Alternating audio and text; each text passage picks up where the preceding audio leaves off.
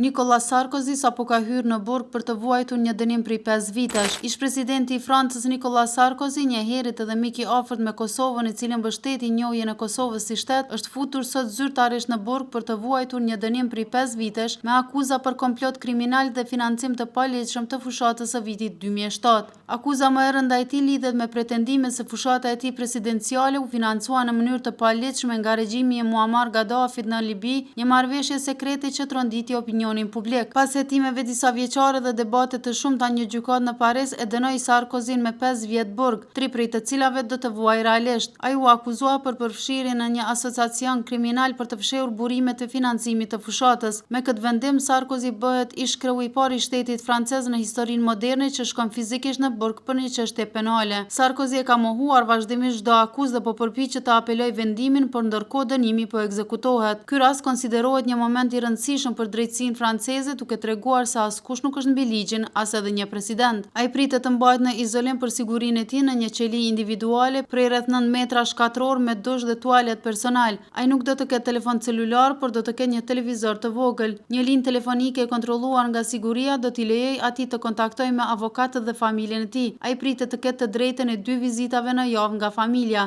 Sarkozy është udhëheqësi i parë francez që burgoset që nga Philippe Pétain, kolaboracionisti nazist i cili u burgos pas luftës së dytë botërore.